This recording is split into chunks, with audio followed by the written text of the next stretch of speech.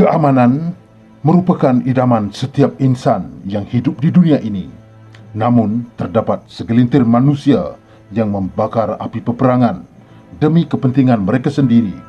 Berikut, kami akan kupaskan sebuah peristiwa yang bakal mendendangkan seorang pahlawan negara yang kita tidak pernah dengar tentang pengorbanannya, yang begitu besar di dalam kita mengecapi sebuah kemerdekaan yang hakiki. Setelah Jepun menyerah kalah pada Ogos 1945, ada yang mengintai ruang kekosongan di dalam pemerintahan negara kita. Mereka justru ingin menguasai seluruh tanah Nusantara sebagai sebuah republik yang berasaskan ideologi komunis. Namun, modus operandi mereka untuk merebut tanah ini secara subversif dan melalui kaedah keganasan serta menindas penduduk yang tidak sebulu dengan fahaman ideologi mereka. Pada ketika itu, tanah air kita masih lagi belum mempunyai pasukan keselamatan yang betul-betul kuat untuk menentang gerila komunis, bilangan anggota tempur yang begitu menggerunkan. Walaupun begitu, semangat anak-anak watan yang mengabdikan diri demi kedaulatan tanah air mestilah kita hargai. Kepada pejuang-pejuang tanah air, negara terhutang budi kepada kalian selama-lamanya. Menggong Anak Panggit, seorang anggota Sarawak Rangers yang pernah berkhidmat sebagai seorang Iban Tracker, dan menurut sumber dari Dayak Bukit Kalingkang, beliau diperkatakan telah membunuh seramai 41 pengganas komunis di dalam 29 pertempuran, dan secara keseluruhannya pasukan mereka berjaya menumpaskan 114 pengganas di seluruh tanah air. Tidak banyak sumber yang menceritakan kepahlawanan beliau, namun sumber yang terhad ini kami akan rungkaikan agar segenap generasi Malaysia dapat informasi berkenaan dengan keberanian seorang pejuang tanah air ini. Ong menyertai pasukan Sarawak Rangers sewaktu usianya seawal 15 tahun. Pada ketika itu, tidak ramai belia Iban yang menyertai pasukan tentera kerana lebih suka dengan kehidupan tradisi mereka tanpa sebarang gangguan. Menggong yang juga pernah berkhidmat sebagai Iban Tracker dan sering ditumpangkan ke pasukan tentera British ketika melaksanakan rondaan di sekitar Tanah Melayu. Beliau mengikuti latihan rekrut di Port Dickson pada tahun 1948 sebagai belia Iban dan tidak menghadapi masalah menyesuaikan diri dengan kehidupan di dalam hutan kerana memang sudah biasa dengan keadaan seumpama itu, seperti menghidu ataupun menjejak musuh. Malah sejak kecil lagi, beliau diasuh oleh bapanya mengenai ilmu kebatinan, kepercayaan serta adat resam bangsa Iban. Baginya, setiap ilmu yang diperturunkan perlulah diamalkan dengan penuh keyakinan bagi bekalan zaman dewasa. Sebaik sahaja menyertai pasukan Rangers, Menggong memang sudah meramalkan bahawa beliau akan bertempur dengan pengganas komunis pada bila-bila masa sahaja. Lagipun, pada ketika itu, pengganas komunis ramai dan sering mengancam rakyat. Beliau berkhidmat dengan pasukan Sarawak Rangers sewaktu zaman darurat pada tahun 1948. Malah pertempuran pertama beliau dengan pengganas komunis ialah pada 22 September 1948, tidak lama selepas menyertai Sarawak Rangers. Pertempuran itu berlaku di Sungai Siput, Perak. Di dalam pertempuran tersebut, pasukannya dapat membunuh 14 pengganas komunis dan beberapa bulan kemudian pasukannya bertempur sekali lagi di kawasan yang sama yang menyebabkan 6 pengganas komunis terbunuh. Menurut Menggong, pertempuran dengan komunis amat sukar kerana pengganas terlalu pantas dan cekap di dalam hutan. Mereka terpaksa menggunakan segala pengalaman yang ada bagi mengesan jejak musuh sambil menyifatkan tugas itu amat mencabar dan memerlukan banyak kesabaran.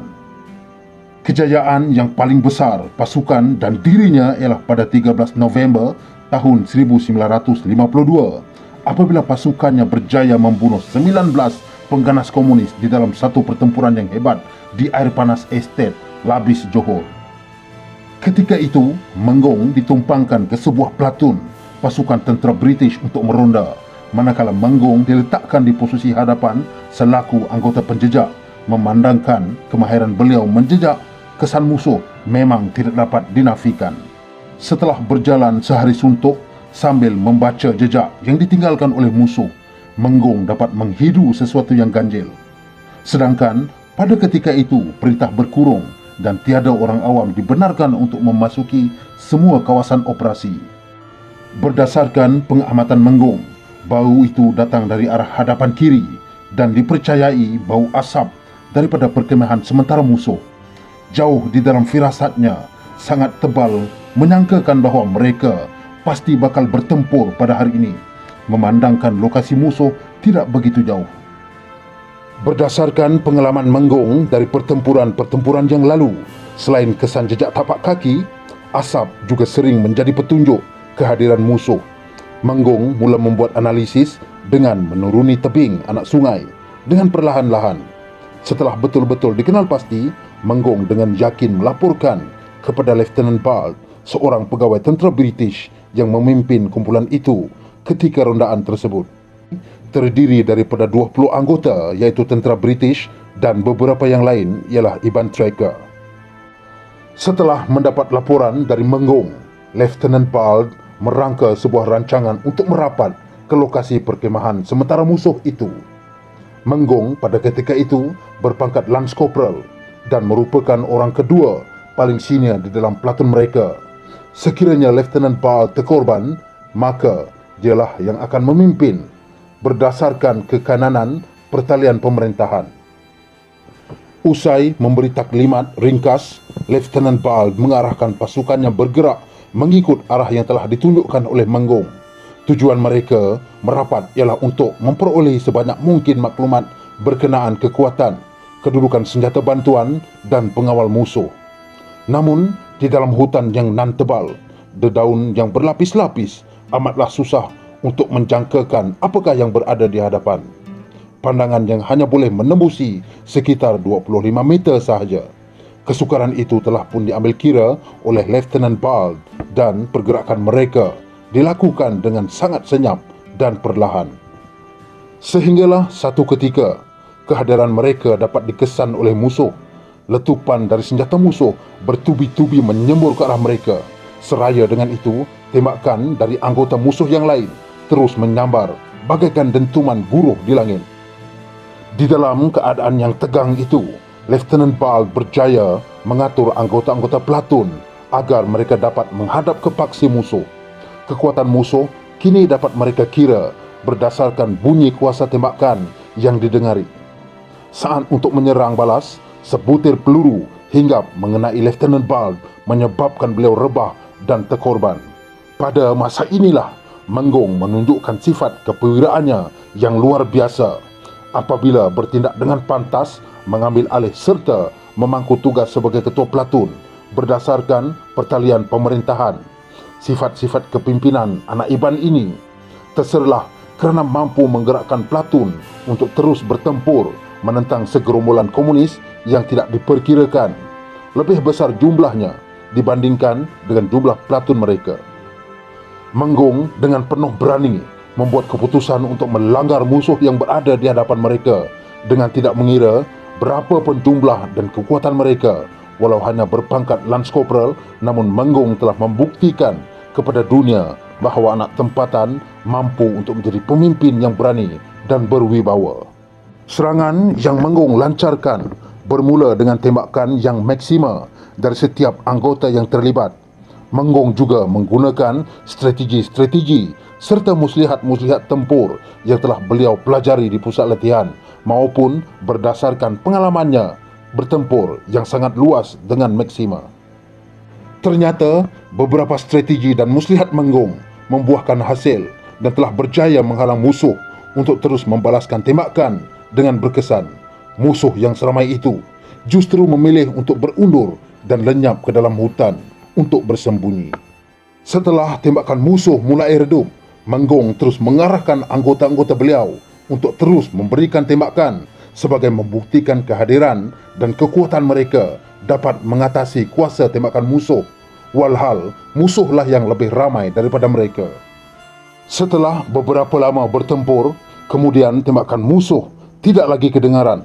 Menggong dan anggota-anggota yang lain mendiamkan diri buat beberapa ketika sebelum berpatah balik ke lokasi awal berlakunya pertempuran untuk memeriksa mayat-mayat serta musuh-musuh yang tercedera. Berdasarkan peninggalan musuh yang bertempiaran lari masuk ke dalam hutan, kekuatan mereka yang menduduki kemah sementara itu diperkirakan satu kompeni, iaitu 3 atau 4 kali ganda lebih ramai daripada pasukan mereka. Setelah diperiksa, kesemua musuh yang mereka bunuh seramai 19 orang dan Menggong sendiri dapat membunuh 6 musuh. Pertempuran ini telah mengangkat martabat penjejak-penjejak Iban yang berkhidmat di tanah Melayu. Menggong telah dianugerahkan dengan pingat keberanian oleh kerajaan British, iaitu pingat George Medal.